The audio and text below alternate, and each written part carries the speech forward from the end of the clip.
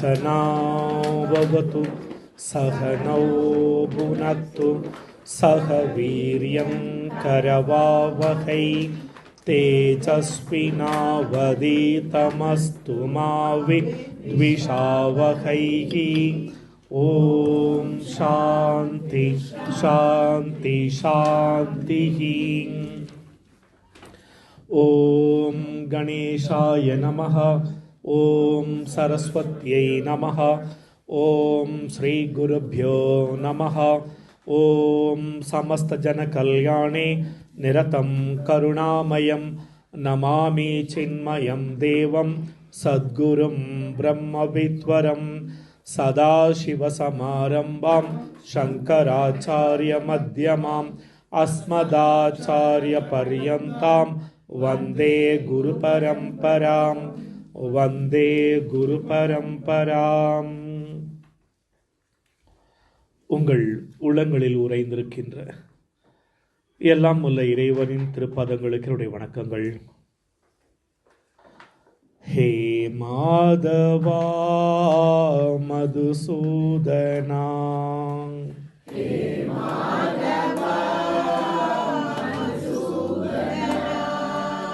ஹே மாதவா மதுசூதனா,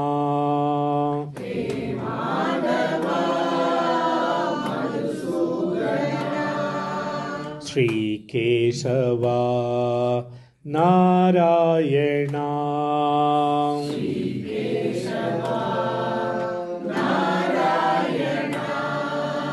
ஸ்ரீ கேசவா நாராயணா,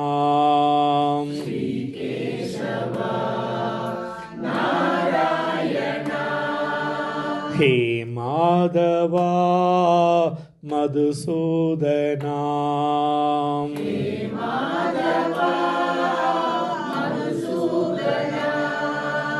அச்சுதா கேசவா தாமோதரா,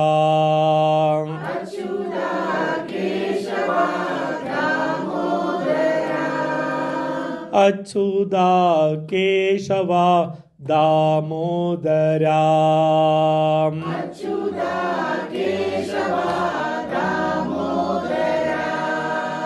சச்சிதானந்தனே நாராயணா,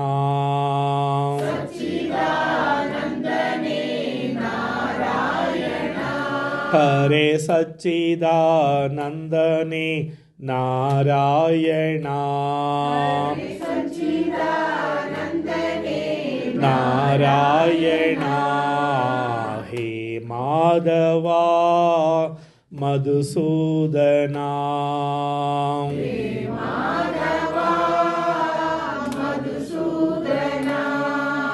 ஸ்ரீ கேசவா நாராயணா,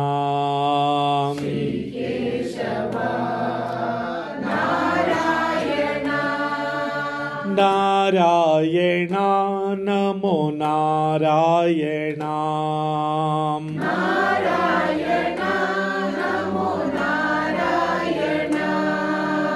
நாராயணா பஜோ நாராயணா,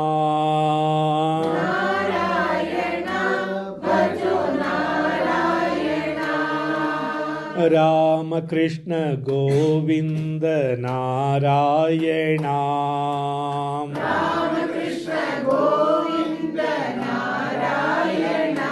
ஹரே ராம கிருஷ்ண கோவிந்த நாராயணா, நாராயணா, ஹே மாதவா மதுசூதனா,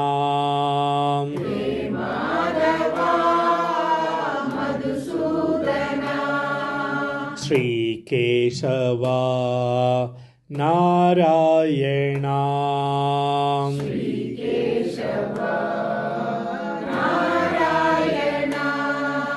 ஸ்ரீ கேசவா நாராயணா,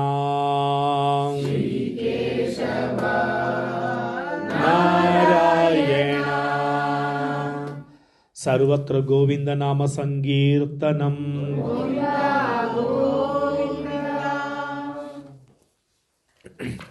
நாம் இதுவரை அத்தியாசம், பிற்பாடு அதாதோ பிரம்ம ஜிக்ஞாசா, அதற்கு பிறகு ஜன்மாத்யஸ்ய யதஹ, இறுதியாக நாம் பார்த்தது சாஸ்திர யோனித்வாத்.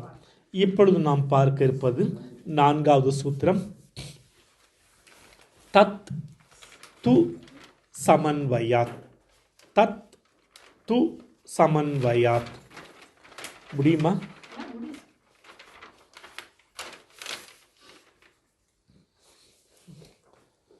நான்காவது சூத்திரம் தத் து சமன்வயாத். அதிகரணம் பார்த்தீங்கன்னா சமன்வயாத் அதிகரணம். சமன்வயாத் அதிகரணம் இதில் 2 அதிகரணம் இருக்கிறது. 8 மற்றும் 9ன்னு சொல்லி 2 அதிகரணம் இதில் இருக்கிறது. வர்ணக்கம், 2 வர்ணக்கம் இதில் இருக்கிறது.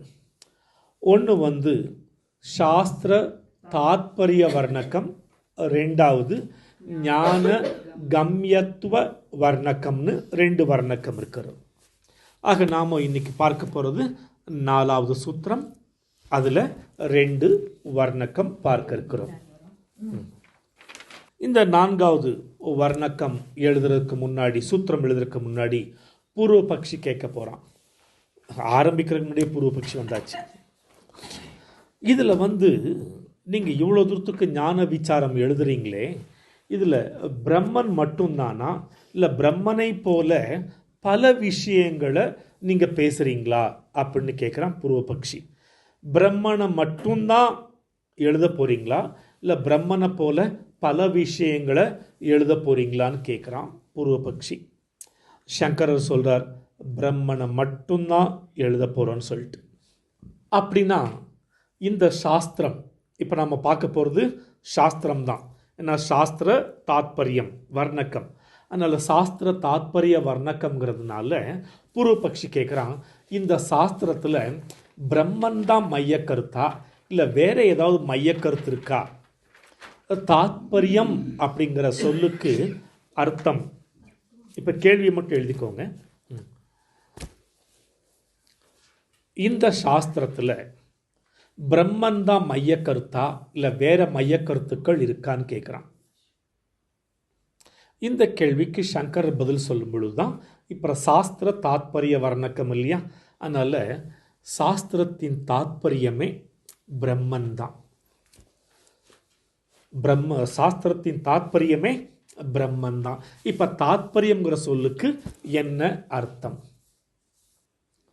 தாத்பரியம் அப்படிங்கிற சொல்லுக்கு 2 அர்த்தம் சங்கராச்சாரியார் சொல்றார். ஒன்று மெயின் சப்ஜெக்ட், மெயின் சப்ஜெக்ட் முக்கிய கருத்து. சாஸ்திரத்தின் பிரதம மதஹா, அதாவது முக்கிய கருத்து பிரம்மன் தான். ஆக தாத்பரியம்ங்கிற சொல்லுக்கு முதல் அர்த்தம் மெயின் சப்ஜெக்ட். தாத்பரியம்ங்கிற சொல்லுக்கு ஒரு அர்த்தம் மெயின் சப்ஜெக்ட். செகண்ட் மீனிங் தாத்பரியம்ங்கிறதுக்கு செகண்ட் மீனிங் இலக்கு, எய்மே அதுதான். பேசப்படுகின்ற முக்கிய கருத்தும் அதுதான், அடைய வேண்டிய இலக்கும் அதுதான். அந்த தாத்பரியம்ங்கிற சொல்லுக்கு 2 meaning, main subject and aim, purpose. இப்போ பூர்வபக்ஷி ஆரம்பத்தில் நீங்கள் பிரம்மசூத்திரம் எழுத வேண்டிய அவசியமே இல்லைன்னு சொன்னானா, அதுக்கு பதில் என்ன சொன்னாங்க நம்மவங்க சங்கராச்சாரியர்? இல்லை நீ பூர்வ பக்ஷி, பூர்வ மீமாம்சத்தில் முழுக்க முழுக்க கர்மத்தை பற்றி தான் பேசியிருக்க, அதனால் இங்கே ஞானத்தை பற்றி பேச போகிறோம், அதனால் தேவைன்னு சொன்னார். இல்லை நாங்கள் தான் எல்லாத்தையும் பேசிட்டோம்ல அப்படின்னு சொல்கிறான். இல்லை நீ சகுண பிரம்மத்தை பற்றி தான் பேசியிருக்க, நாங்கள் நிர்குண பிரம்மத்தை பற்றி பேச போகிறோம் அப்படின்னு சொல்லிட்டு, அதுக்கப்புறம் ஞானத்தினால தான் மோட்சம் கிட்டுன்னு சங்கராச்சாரியர் சொல்ல, இல்லை கர்மத்தாலேயே மோட்சம் அடையலான்னு அவன் சொன்னான். இல்லை கர்மம் மோட்சத்தை கொடுக்காது. ஏன் அப்படின்னு சொல்லி, பந்தம்ங்கிறது கர்மத்தினால ஏற்படல, அறியாமையினால ஏற்பட்டது.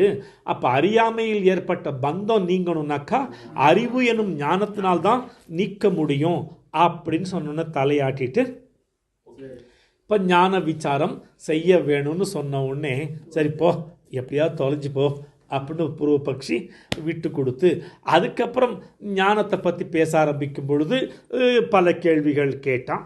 இப்போ நாம் தத்து சமன்வயாத் அப்படிங்கிற 4வது சூத்திரத்துக்கு வந்திருக்கிறோம். இப்போ இந்த சூத்திரத்தின் அர்த்தம் என்னன்னு ஃபஸ்ட்டு நம்ம பார்த்துட்டோம்னாக்கா கொஞ்சம் எக்ஸ்பிளனேஷன் பார்க்கலாம். இப்போ தத் து சமன்வயாத் அப்படின்னு 3 சொற்கள் இருக்கிறது. இப்போ முதல் சொல் தத் அப்படின்னா பிரம்மன் அப்படின்னு அர்த்தம். தத் அப்படின்னா பிரம்மன். து அப்படிங்கிறதுக்கு ஏவ, அதாவது மட்டும் அப்படின்னு அர்த்தம். ஒன்லி போடுறோம்லி இங்கிலீஷில், ஒன்லி மட்டும், சமஸ்கிருதத்தில் ஏவ. ஆக்சுவலி தூங்கிற சொல்லுக்கு 3-4 அர்த்தம் இருக்கிறது.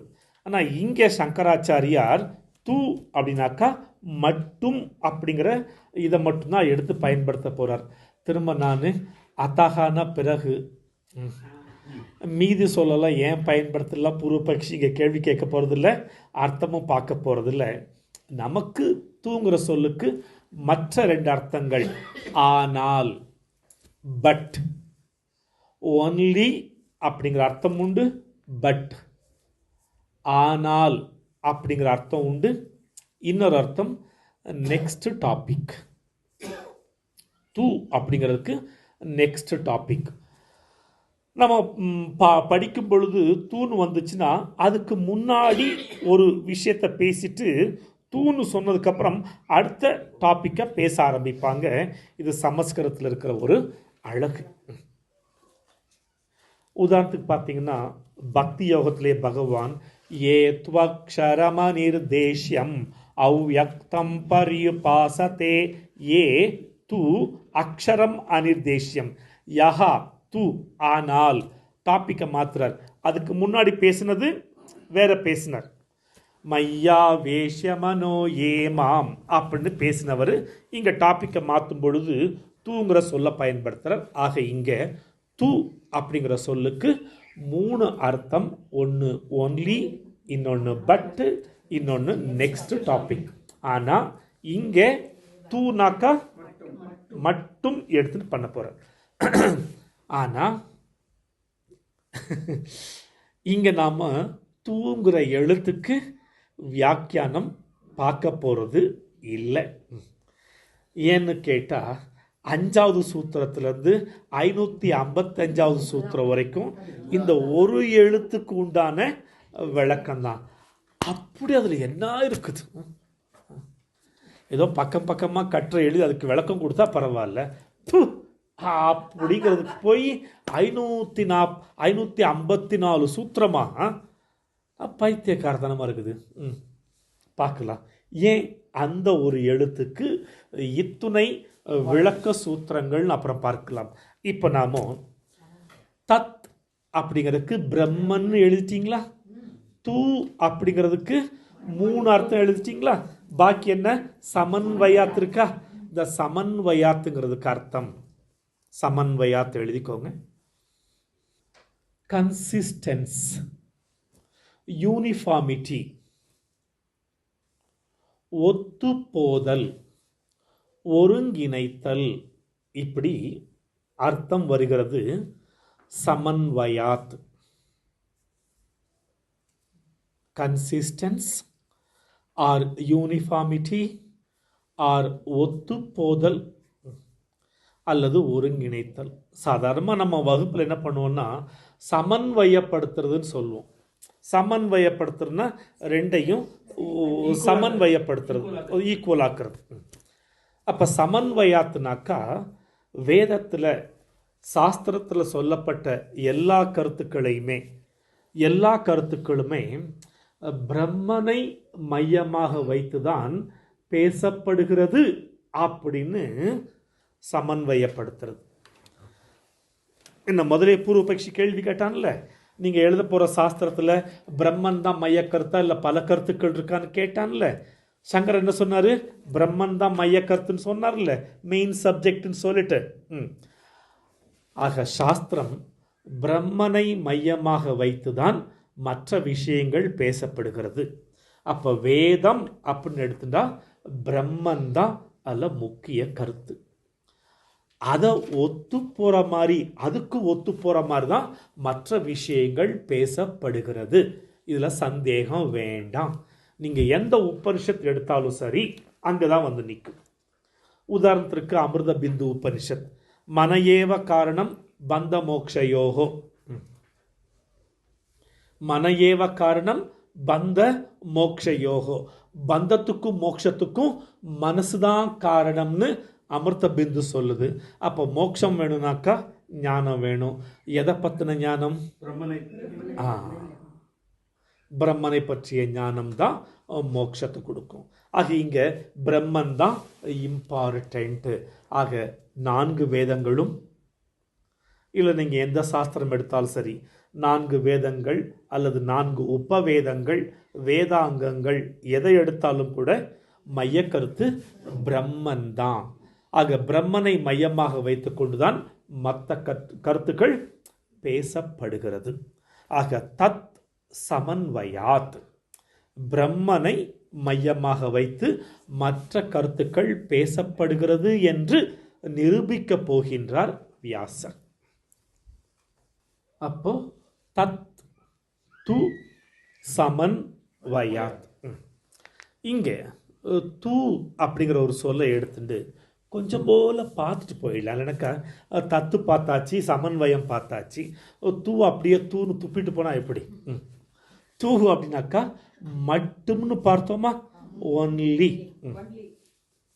இந்த ஒன்லிங்கிறது எதை குறிக்குதுன்னு கேட்டால், ஒரு வாக்கியத்தில் ஒரு கருத்து மட்டும்தான் பேசப்படணும்னு சாஸ்திரம் சொல்லுது. ஒரு வரியில் ஒரு கருத்து மட்டும்தான் பேசப்பட வேண்டும்னு சொல்லுது.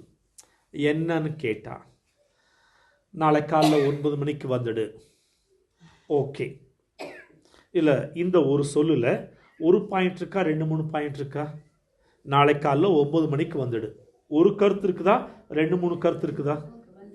ஒரு கருத்து தான், காலைல 9 மணிக்கு வந்துடு.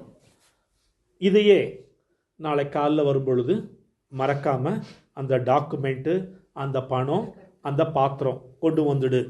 இப்போ இந்த ஒரு சொல்ல எத்தனை கருத்து இருக்குது?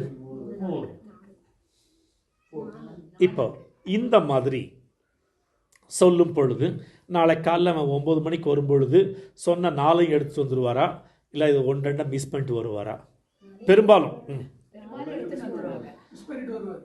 கண்டிப்பாக 1-2 மிஸ் பண்ணிட்டு தான் வருவார். நீங்கள் சொன்னீங்க என்னமோ எனக்கு 2 தான் ஞாபகம் இருந்தது, ஒன்றை மறந்துட்டேன். ஒரு சிலர் நீங்கள் இதை தானே கேட்டீங்க, இதான் கொண்டு வந்திருக்கேன், அதையும் சொன்னேனே, சொன்னீங்களா? அப்படியா? ஏன்னா நமக்கு ஒரு சொல்லில் 3-4 விஷயங்களை சொன்னோன்னு வச்சுக்கோங்களேன், 3-4 விஷயங்களை சேர்த்தா போல கேட்கவோ கேட்டு மனசில் வச்சிக்கவோ மிஸ்டேக் நடக்கிறதுக்கு வாய்ப்பு உண்டு. அதனால் பெரியவங்க என்ன பண்ணுவாங்க, சின்னவங்கள்ட்ட வேலை கொடுக்கும் பொழுது வேலையை சொல்லிடுவாங்க. சொல்லு, நான் என்ன சொன்னேன்னு சொல்லு. ரீகன்ஃபார்ம் பண்ணும்போது மிஸ்டேக் பண்ணுவான். இப்போ தானடா சொன்னேன், அதுக்குள்ளே மறந்துட்டேன், நீ போயிட்டு எப்படா வேலையை முடிச்சுட்டு வருவேன்னு கேட்போம், ரைட்டா? அதனால சாஸ்திரம் பாருங்க எதுக்கெல்லாம் அட்டென்ஷன் கொடுக்குது பாருங்களேன். ஒரு விஷயம் கன்வே பண்ணும் பொழுது ஒரு சென்டென்ஸில் ஒன்று தான். நாம் இதெல்லாம் லைஃப்பில் ப்ராக்டிஸ் பண்ணணும், கொண்டு வரணும். சாதாரணமாக தெரியுது, சாதாரணமாக மிஸ்டேக்கும் நடக்குது, இது நமக்கு தெரியும். உன்னையெல்லாம் வச்சு எப்படி தான் வேலை வாங்க போகிறேனோ தெரியல, என் தலையெழுத்து உன்னையெல்லாம் வச்சுட்டு நான் இப்படிலாம் கஷ்டப்பட வேண்டியிருக்குது. புலம்புறோமா? யாரெல்லாம் பொசிஷனில் இருக்கிறாங்களோ கீழே இருக்கிறவங்கள வேலை வாங்கும் பொழுது இந்த புலம்பல்கள் வரும். யார் மிஸ்டேக்கு? வேலை சொன்னவன் மேலே தான் மிஸ்டேக் இருக்குது. 1/1 சொல்லியிருந்தா ஒரு சென்டென்ஸில் ஒரு கருத்தை மட்டும் சொன்னான்னாக்கா ஞாபகம் இருக்கும்.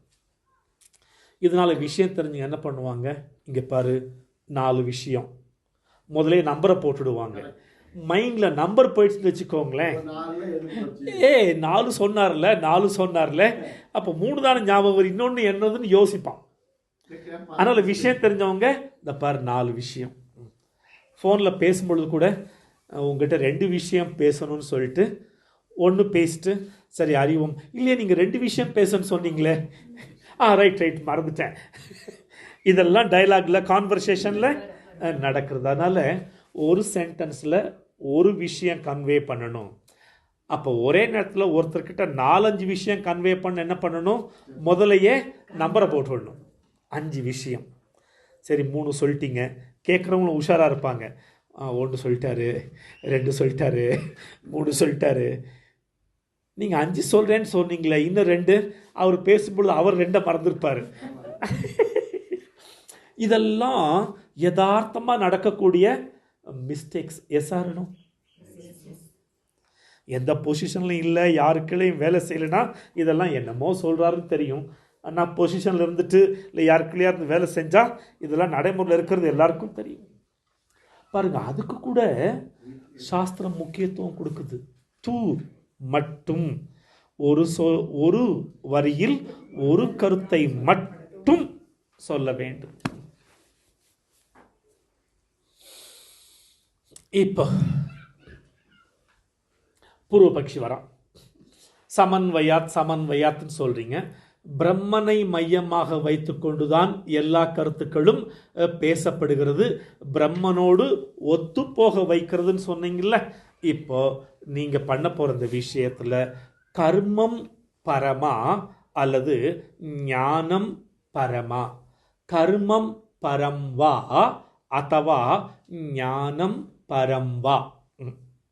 நீங்க சொல்ல போறதுல கர்மம் மேலானதுன்னு சொல்ல போறீங்களா இல்ல ஞானம் மேலானதுன்னு சொல்ல போறீங்களா? கர்மம் பரம்வா அத்தவா ஞானம் பரம்வா. அத்தவானா அல்லது ஆர். சுலபமா இருக்குல்ல சமஸ்கிருதம், கேட்கும்போது மீனிங்கோட சொல்லும்போது அது ஈஸியா இருக்கு. அதுக்கு வியாசர் இந்த கேள்விக்கு பதிலே சொல்லலை, சங்கரருக்கு பதிலே சொல்ல. என்னடா இவ்வளோ நேரம் என்ன சொல்லிட்டு வந்தேன், திரும்பவும் நீ அங்கே வந்துட்டு கர்மமா ஞானமான்னு கேட்டா, ஆக பக்குவப்பட்டவங்க எல்லா கேள்விகளுக்கும் உட்காந்து பதில் சொல்லிட்டு இருக்க மாட்டாங்க. ஆல்ரெடி ஏற்கனவே சொல்லியாச்சு, சோமன் டைம் சொல்லிச்சு, திரும்ப திரும்ப அரைச்ச மாவையே அரைச்சுண்டு. இந்த கேள்விக்கு சங்கரர் பதில். அப்புறம் என்னத்துக்கு பூர்வ பக்ஷின்னு கேள்வி கேட்டீங்க அப்படின்னு கேட்டா, இப்படியும் ஒரு ஆன்சர் இருக்குது. ஓகே, எல்லாத்துக்கும் வெர்பலா தான் ஆன்சர் பண்ணணுங்கிற அவசியம் இல்லை. நான் வெர்பலாவும் மௌனே கலகம் நாஸ்தி. பல நேரங்களில் நான் பாட்டு சொல்லிட்டே இருக்கேன், நீங்கள் பாட்டு சும்மா இருக்கீங்க. எத்தனை வாட்டி கேட்குறேன், சொல்லாம சும்மாவே இருந்தா எப்படி? எத்தனை வாட்டி தான் சொல்றது? கடைசியாக சொல்லிட்டு போயிட்டே இருப்பான். இது மெச்சூர்டு பர்சனாலிட்டியோட ரிஃப்ளெக்ஷன். அதனால இந்த கேள்விக்கு சங்கரர் பதில் சொல்லலை. இதையும் நாம கற்றுக்கணும் வாழ்க்கையில். ஓகே, எல்லாத்துக்கும் உட்காந்து ஏபிசிடிலேருந்து சொல்லிட்டு இருக்கக்கூடாது. கர்மம் பரம்வா அத்தவா ஞானம் பரம்வா, பதிலே சொல்லலை. அவர் பாட்டுக்கு கடந்து போயிட்டே இருக்கிறார். எங்க போறாரு? தத் சமன்வயாத். இப்போ வேதத்தில் சாஸ்திரத்தின் தாத்பரியம் பிரம்மன் தான் மைய கருத்து. தாத்பரியங்கிற சொல்ல பயன்படுத்துறது காரணம் we are in 8th வர்ணக்கம். ஓகே, 8வது வர்ணக்கம் இருக்கோங்கிறத ஞாபகப்படுத்திக்கிறதுக்காக தாத்பரியங்கிற சொல்ல பயன்படுத்துறேன். இப்போ வேதத்தின் சாஸ்திரத்தின் தாத்பரியம் பிரம்மன். பிரம்மனை மையமாக வைத்து எல்லாமே அதற்காக பேசப்படுகிறது ஒன்று. இன்னொன்று, பிரம்மம்தான் எல்லாவற்றோடும் இணைந்து செல்கிறது. பிரம்மம் மட்டும்தான் அனைத்து விஷயங்களோடும் ஒத்து போகிறது, இணைந்து போகிறது, ஒத்து போகிறது. பிரம்மம் மட்டும்தான் அனைத்து விஷயங்களோடும் ஒத்து போகிறது. இது ஸ்டேட்மெண்ட்டும் இல்லை, ஸ்டேட்மெண்ட் மட்டும் இல்லை, இது நடைமுறையிலையும் பார்க்கலாமே. நம்ம உடம்புல இருக்கிறது என்ன? ஆத்மா. Okay, individual. எல்லா இடத்துல இருக்கிறது பிரம்மன்.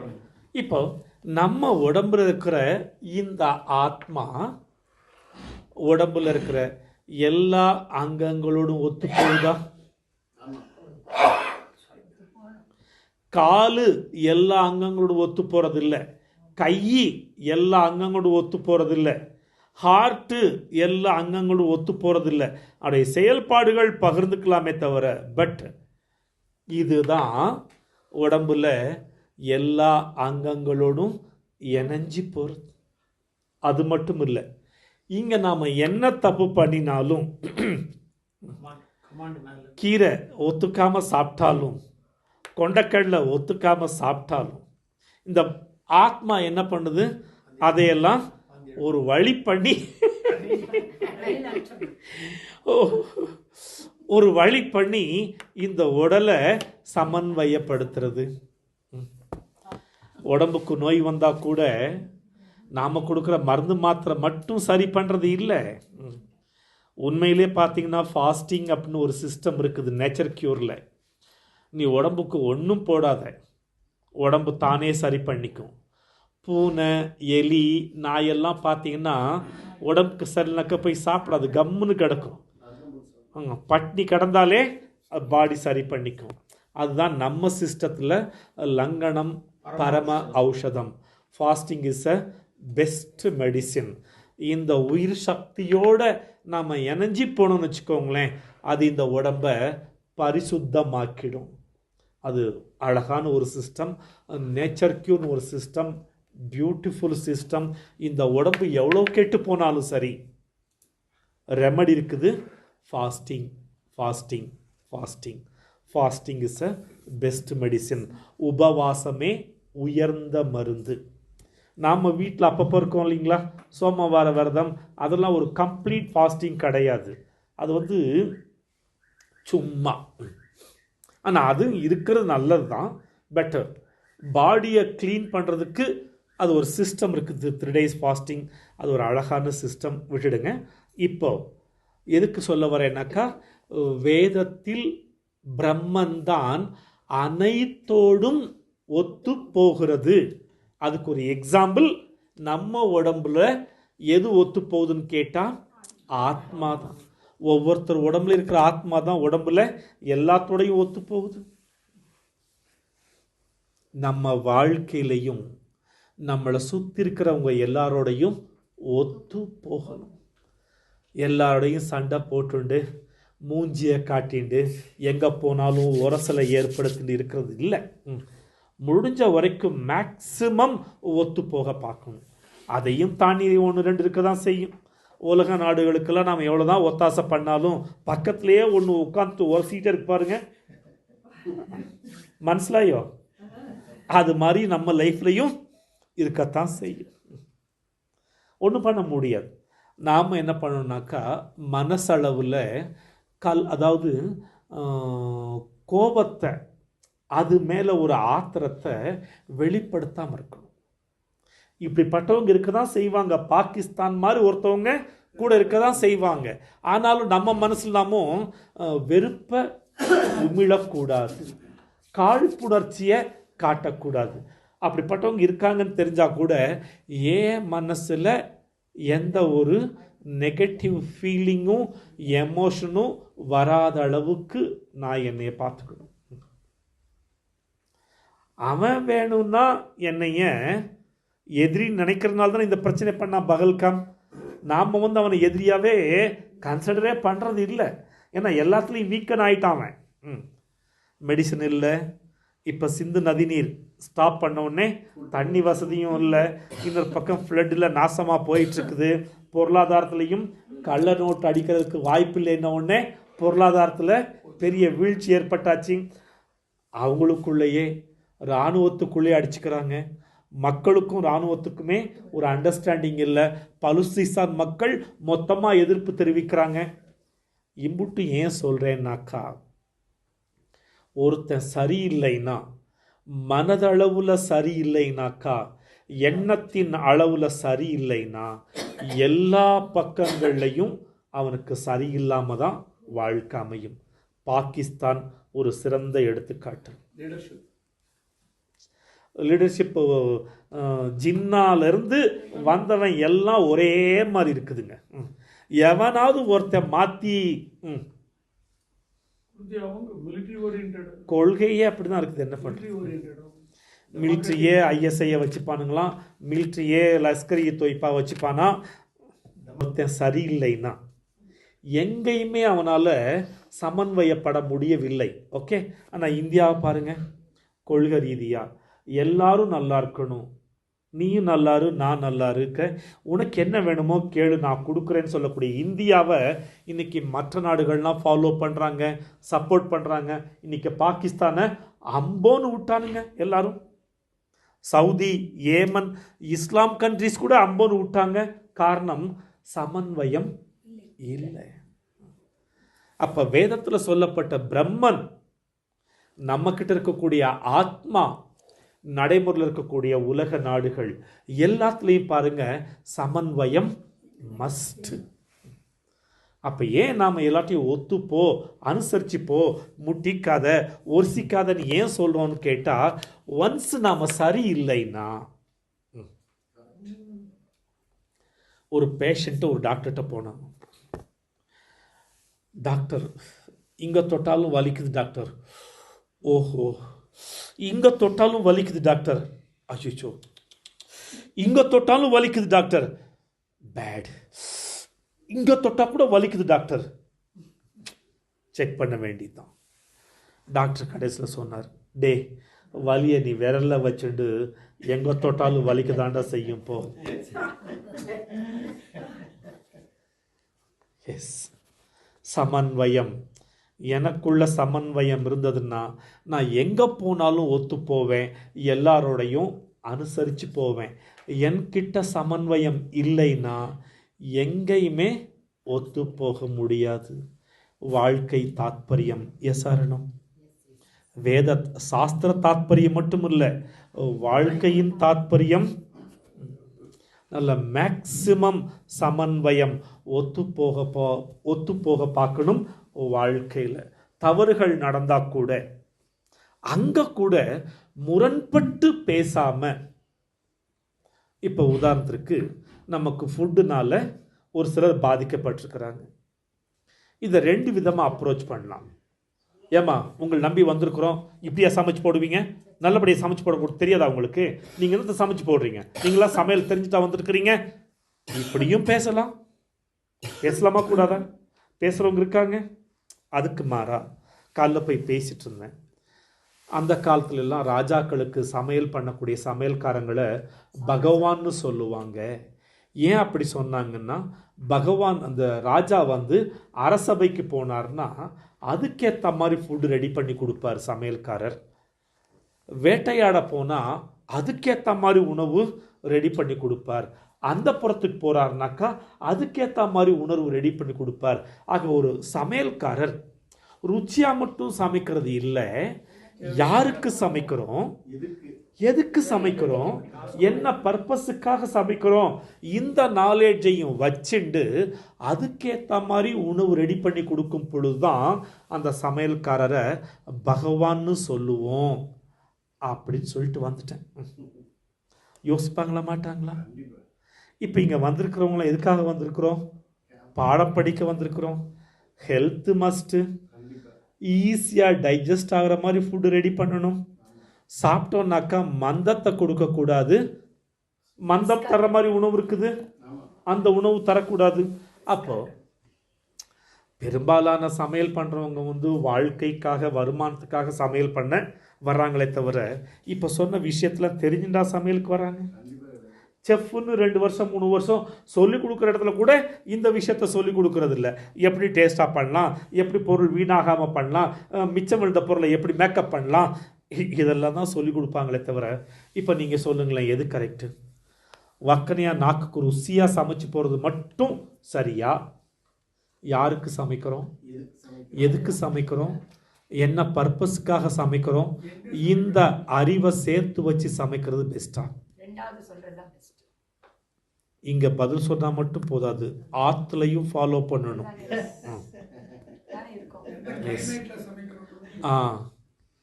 இந்த ஓவரால் நாலேஜை வச்சுட்டு சமைக்கும் பொழுது மட்டும்தான் அவங்க குட் குக்காக இருக்க முடியுமே தவிர வக்கனையாக நாக்குக்கு ருசியாக சமைச்சு போட்டால் மட்டும்.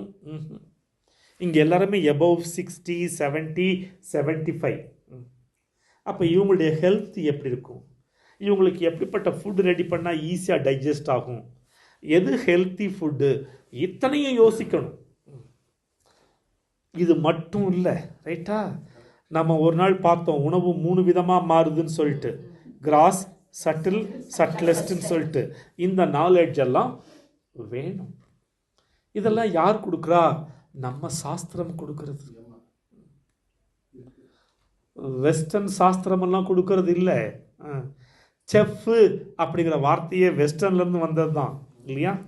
நாம் கூட சமையல்காரன்னு சொல்கிறது இல்லை, பகவான்னு சொன்னோம். ஓகே, சமையல் பண்ணுறவங்கள பகவான்னு தான் நம்ம பாரத தேசம் கொண்டாடி இருக்கிறது. சமைக்கிறவன் சமையல்காரன்னு ஏளனமாக செலிப்ரேட் பண்ணலை, பகவான். காரணம் இந்த நாலேஜோட சமைக்கிறதுனால. இப்போ ஒன்ஸ் அகெயின் சமன்வயாத், உடம்புக்கு ஒத்துக்காத சாப்பாடு சாப்பிட்டா கூட ஆத்மா என்ன பண்ணுது, இந்த பாடியை சமன்வயப்படுத்துறது. ஒட்டியும் ஒட்டாம, கண்டும் காணாம, சேர்ந்தும் சேராம, இதான் ரைட். நாமளும் வாழ்க்கையில் உறவுகளில் இருக்கணும், ஆனால் இருக்கக்கூடாது. கரெக்ட். பைத்தியம் பார்க்குற வைத்தியருக்கு பைத்தியம் பிடிக்காம வைத்தியம் பார்க்கணும். ஓகே, நான் விசு டைலாக்லாம் சொல்ல மாட்டேன். கேன்சர் பேஷண்ட்ஸுக்கு டாக்டர் ட்ரீட்மெண்ட் கொடுக்குறாருன்னா தனக்கு கேன்சர் வராமல் பார்த்துக்கணும். ஆக நாம் உறவுகளோட உறவாடுறோம்னாக்கா உறவுகளில் எங்கேயும் உரசல் வராமல் உறவாடணும். அது கொஞ்சம் மெச்சூரிட்டி வேணும், நாலேஜ் வேணும், பல விஷயங்களை யோசிக்கணும். ஏன் முட்டிக்கிட்டா என்ன இப்போ அப்படின்னு கேட்கலாம். முட்டிக்கிட்டா உனக்கு தான் ஏன் நஷ்டம்? ஒரு வார்த்தையை விட்டாலே அது 1 மணி நேரத்துக்கு மனசை, ஏன் ஒரு வார்த்தையை விடுவானே 1 மணி நேரத்துக்கு என் மனசை நானே கஷ்டப்படுத்திப்பானே.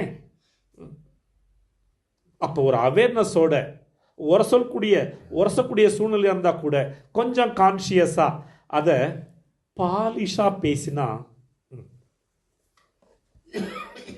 சமன்வயாத். பிரம்மன் மட்டும் வேதத்தில் எல்லா கருத்துக்களோடையும் சமன்வயப்படுறது இல்லை. ஆத்மா மட்டும் இந்த உடம்போட எல்லா அங்கங்களோட சமன்வயப்படுத்துறது இல்லை. நாமளும் இந்த உலகத்தில் உறவுகளோட சமன்வயப்பட வேண்டும். இதுதான் தாத்பரியம், தாத்பரிய வர்ணக்கம். ஓகே, தத்து சமன்வயாத். இப்போ இதில் தான் அந்த ஷட்லிங்கத்தை கொண்டு வரார் நம்ம சங்கராச்சாரியார். ஷட்லிங்கம், எத்தனையோ ஷட்டு சொன்னீங்க, எந்த ஷட்டுன்னா தெரியல.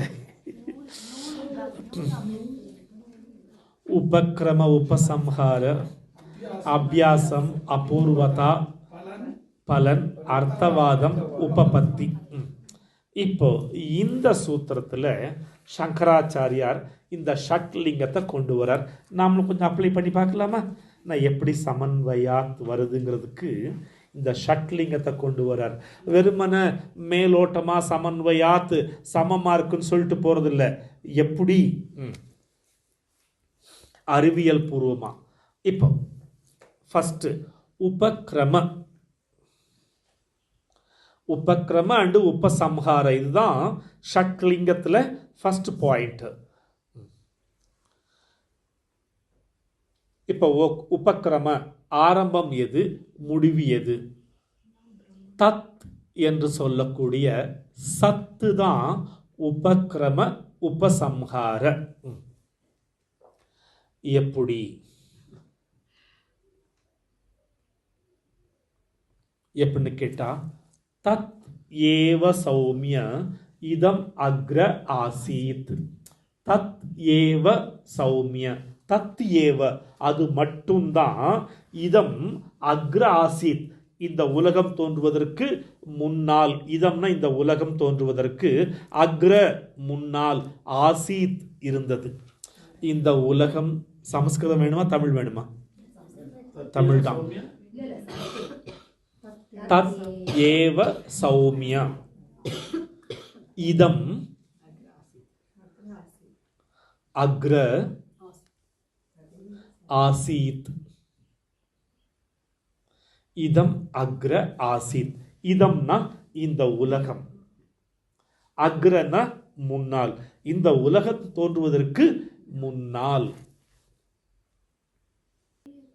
சௌமியா, ஏ அழகானவனே, அழகிய மாணவனே. மாணவனை கொஞ்சம் தட்டி கொடுக்குறார். பகவான் எப்படி அனகஹா அப்படிலாம் தட்டி கொடுக்குறார்ல, அது மாதிரி. ஹே பரத, ஏ மகாபாகோ. நாம தான் இங்க திட்டிட்டு இருக்கிறோம். இதம் அக்ர தத் ஏவ ஆசீத். அர்த்தம் எடுத்துக்கும் பொழுது, இந்த உலகம் தோன்றுவதற்கு முன்னால் தத்து, இங்க தத்துக்கு என்ன அர்த்தம் போட்டிருக்கிறீங்க? பிரம்மன். ஆசீத் தத் ஏவ, ஓகே, பிரம்மன் மட்டுமே இருந்தது. இது உபக்ரம.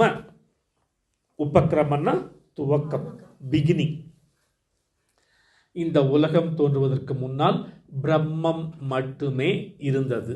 சரி, இப்ப உபசம்ஹார அப்படின்னா என்ன அர்த்தம்னாக்க முடிவு இல்லையா? முடிவு. ஒருத்தர் என்லைட்டன் ஆயிட்டார்னு வச்சுக்கோங்களேன். என்லைட்டனுக்கு அப்புறம் அந்த என்லைட்டன் ஆன பர்சன் கிட்ட என்ன இருக்கும்? பிரம்மம் மட்டும்தான் இருக்கும். என்லைட்டன் பர்சன் கிட்ட இருக்கிறது எல்லாமே பிரம்மம் மட்டும்தான். அப்ப உபக்ரம பிரம்ம ஏவ, உபசம்ஹார பிரம்ம ஏவ. தலைப்பு செய்திகள் உபக்ரம, மீண்டும் தலைப்பு செய்திகள் உபசம்ஹார, நடுவில் மட்டும்தான் விரிவான செய்திகள். ஓகே, இப்ப விரிவான செய்திகளுக்கு போகலாம். விரிவான செய்திகள்ல ஃபர்ஸ்ட் அபியாசம். அபியாசம் என்னன்னு கேட்டா, இப்ப நாம சாந்தோக்கிய உபனிஷத் எந்த ஒரு உபனிஷத்து எடுத்தாலும் சரி, அபியாசம் சொல்லும் பொழுது சொன்னதையே திரும்ப திரும்ப சொல்லும். எந்த ஒரு உபனிஷத்தானாலும் இங்க உபனிஷத்துக்கு உபனிஷத் அது எடுத்துட்டு பேசுற விஷயம் மாறுபடும். எடுத்துட்டு பேசுற விஷயம் மாறுபடும். ஆனா அத்தனைக்கு மையமா இருக்கிறது எதுன்னு கேட்டா, நத்திங் பட் பிரம்மன். பிரம்மன் தான் மைய கருத்தா இருக்கும். ஆனா உபனிஷத்து எடுத்துட்டு கையாளுற விஷயம் வேறையா இருக்கும். அதனால தான் பார்த்தோம், பிரம்மன் தான் எல்லாத்தோடையும் ஒத்து போறதுன்னு சொன்னோம் இல்லையா? இங்கே அபியாசம் மீண்டும் மீண்டும் ஒவ்வொரு உபனிஷத்தும் எந்த கருத்தை எடுத்துக்கொண்டு பேசுகிறதோ அதை திரும்ப திரும்ப பேசும். உதாரணத்திற்கு தைத்திரியோபனிஷத் சீக்ஷாவல்லி.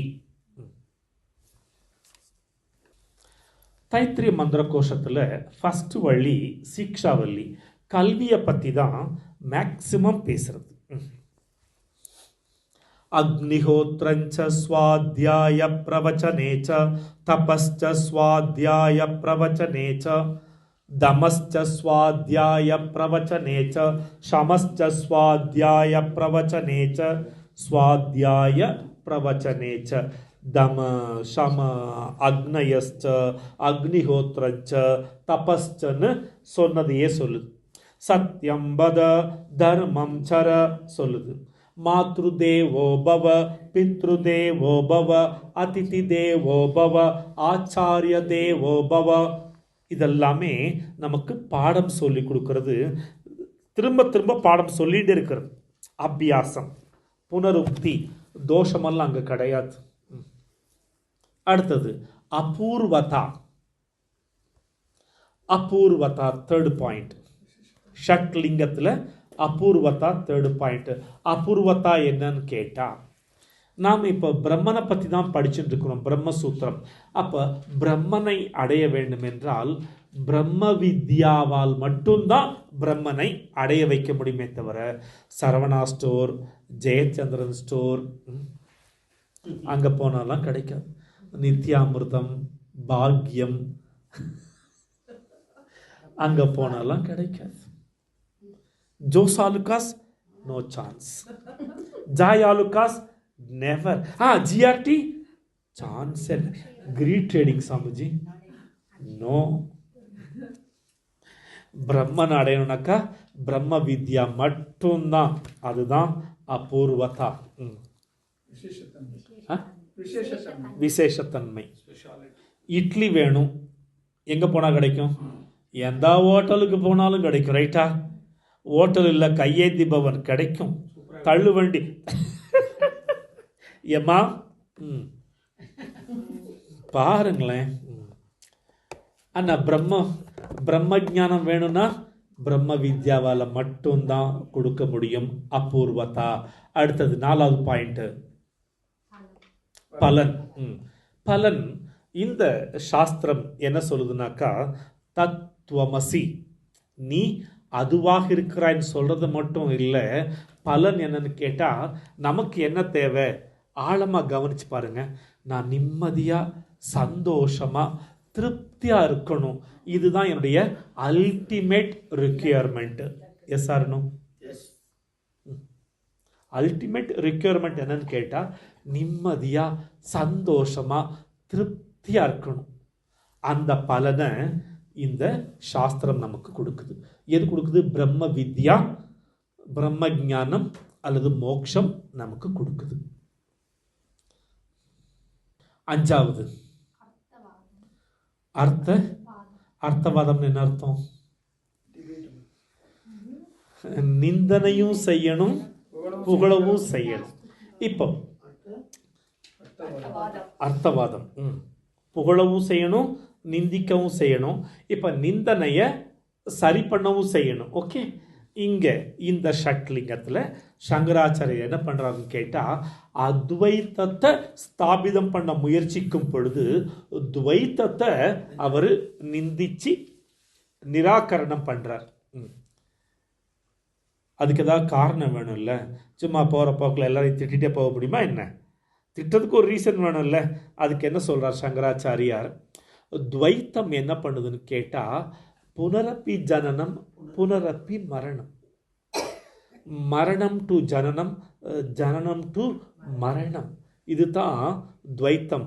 ஆண்டவனும் உண்மை, நீயும் உண்மை, இந்த உலகமும் உண்மைங்கிறதான் துவைத்த கொள்கை. அந்த அத்வைத்தம் சொல்லுது பிரம்ம சத்தியம் ஜெகன் மித்தியான்னு சொல்லுது. இதை ப்ரூஃப் பண்ணணும் இல்லையா? அப்போ அதை ப்ரூஃப் பண்ணுறதுக்காக தான் தத் சமன்வயாத் அப்படிங்கிற இந்த சூத்திரத்தை கையாளுறார். சமன்வயப்படுத்திட்டாரா சங்கராச்சாரியார் அப்படின்னு கேட்டால் இல்லை. இப்போ அடுத்தது 6வது பாயிண்ட் இருக்கு பாருங்க, உபபத்தி. உபபத்தி தானே? உபத்தின என்ன அர்த்தம்? தர்க்க ரீதியாக நிரூபிப்பது. இப்போ அத்வைத்தம் தான் சரிங்கிறத தர்க்க ரீதியாக நிரூபிக்க போறார் சங்கராச்சாரியார். 6வது உபபத்தி, தர்க்க ரீதியாக நிரூபிப்பது. இதுக்கு உபபத்தின்னு சும்மா மேலோட்டமெல்லாம் காமாசோமான்னு போச முடியாது. உபனிஷத்துலேருந்தே அதை ப்ரூவ் பண்றார். என்னன்னு கேட்டா, யதா மிருத் பிண்டவத்து, யதா மிருத் பிண்டவத்து. தமிழ் அர்த்தம் சொல்றேன்.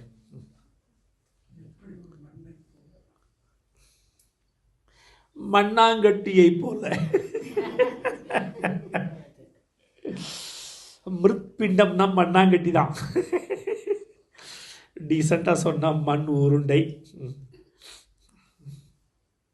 எதான்னா எப்படி மண்ணாங்கட்டியோ இதெல்லாமா அவன் எடுத்து பேசுவாங்க. அவர் டீசெண்டாக சொல்றாரு, எதா மிருத் பிண்டவத்னா எப்படி மண்ணினால் பானை, கூஜா, குடம், ஜாடி, மூடி, அப்புறமேலு தொட்டி இதெல்லாம் உருவாகிறதோ. அப்போ நம்ம கண்ணால் பார்க்கக்கூடிய பலவிதமான பாண்டங்களுக்கு மூலம் மண்.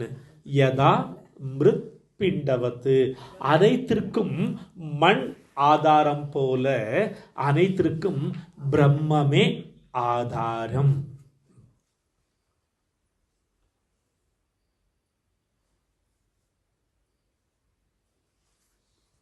இங்க ஒரு எக்ஸாம்பிள் பார்க்கலாம்.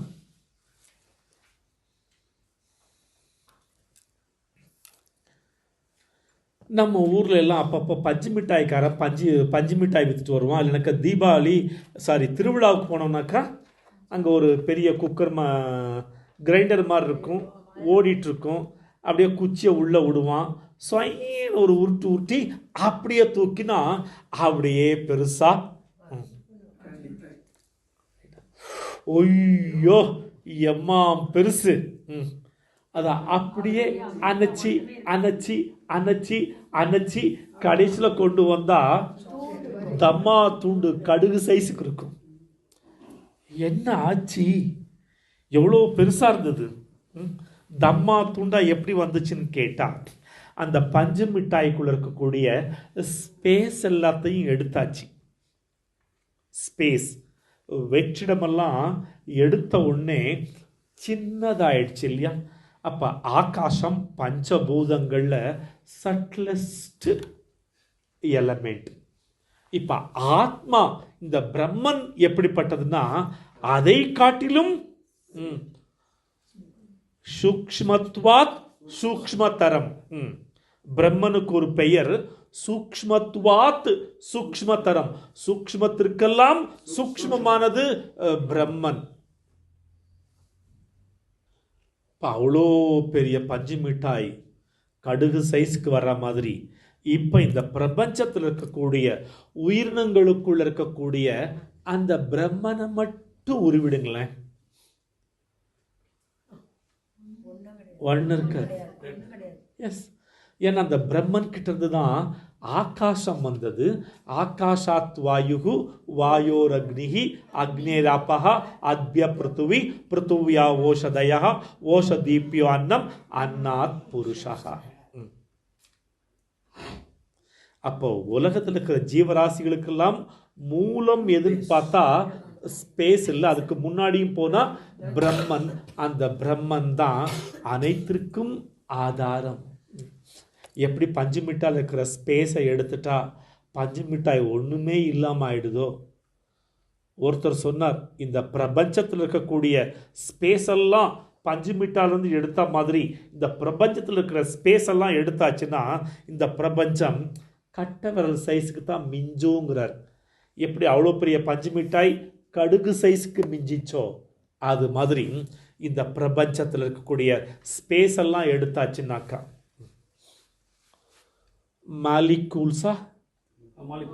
மாலிகூல்ஸ் அதில் இருக்கிற ஸ்பேஸ் எல்லாம் உறிஞ்சு எடுத்துருங்க. டிஎன்ஏன்னு சொல்கிறோம், அதில் இருக்கிற ஸ்பேஸை எடுத்துருங்க. நம்ம பாடியில் இருக்கிற ஸ்பேஸை உறிஞ்சு எடுத்துருங்க. போயிந்தி அந்த பிரம்மன் இருக்கும். ஏன்னா அதை உங்களால ரிமூவ் பண்ண முடியாது. பட் அது இல்லைன்னா இது இல்லை. அது மட்டும் இல்லை, எனக்கு இங்க யாருமே. அப்ப எல்லாத்துக்கும் எது ஆதாரம்? எஸ், எல்லாத்துல இருக்கிறது என்னது? எஸ், பிரம்மன் தான். ஏன்னா அந்த படைப்பிலேயே பிரம்மன் பிளஸ் மாயா பார்த்தோமா. பிரம்மனும் மாயையும் சேர்ந்து தான் இந்த பிரபஞ்சம்.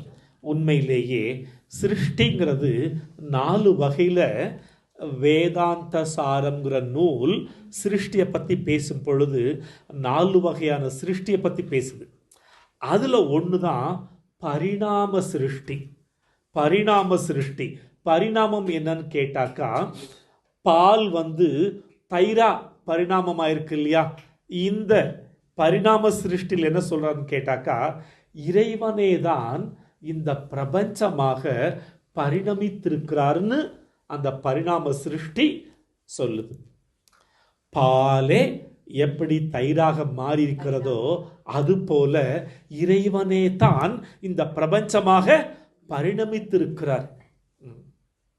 அதனால்தான் இந்த உலகத்தில் நம்ம எதையுமே துவேஷிக்கிறது இல்லை, எதையும் துவேஷிக்கிறது இல்லை, துவேஷிக்க கூடாது. Love all. ஓகே, ஒரு வார்த்தையில் சொல்லிட்டார் Satya Sai Baba, love all hurt never. தெரியும் இல்லையா சத்ய சாய் பாபாவோட sayings? Love all hurt never. யாரையும் ஹர்ட் பண்ணாத, எல்லாரையும் நேசி. ஏன்னா எல்லாமே நத்திங் பட் பகவான். பகவானை தவிர எதுவும் இல்லை இந்த பிரபஞ்சத்தில். எல்லாத்துக்கும் ஆதாரம் பகவான் தான். ஸோ பிரம்மன் எல்லாத்துக்கும் சமமாக இருக்கிறதும் பிரம்மன் தான், எல்லாத்தையும் ஒத்து போக வைக்கிறதும் பிரம்மன் தான். ஆகையினால இங்கே தத் சமன்வயாத், பிரம்மம் அனைத்தையும் அரவணைத்து கொண்டு செல்கிறது, அனைத்தோடும் ஒத்து கொண்டு செல்கிறது.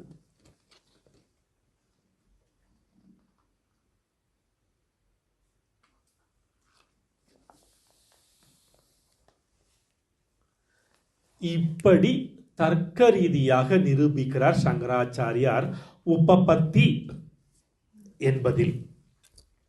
இப்ப ஷட் லிங்கம் பார்த்தோம். உபக்ரம உபசம்ஹார எது? உபக்ரம உபசம்ஹார எது? தத்து. அபியாசம் மீண்டும் மீண்டும் சொல்கிறது. அபூர்வதா, பிரம்ம வித்யாவின் மூலமாகத்தான் பிரம்மனை அடைய முடியும். பலன் என்ன?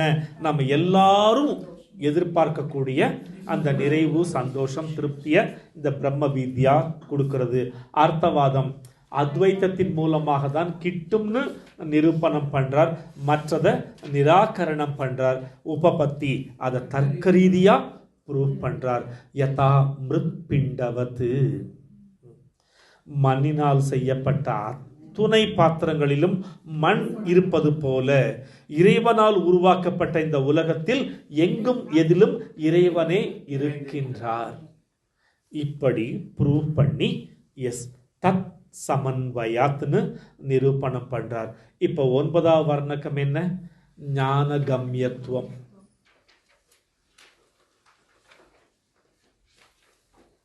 இந்த 9வது வர்ணத்தை நாம வர்ணகத்தை மதிய வகுப்புல பார்க்கலாம். ஓம் பூர்ணமதః பூர்ணமிதம் பூர்ணாத் பூர்ணமுதச்யதே பூர்ணஸ்ய பூர்ணமாதாய பூர்ணமேவாவசிஷ்யதே. ஓம் சாந்தி சாந்தி சாந்தி. ஹரிஹி ஓம். ஸ்ரீ குருப்யோ நமः. ஹரிஹி ஓம்.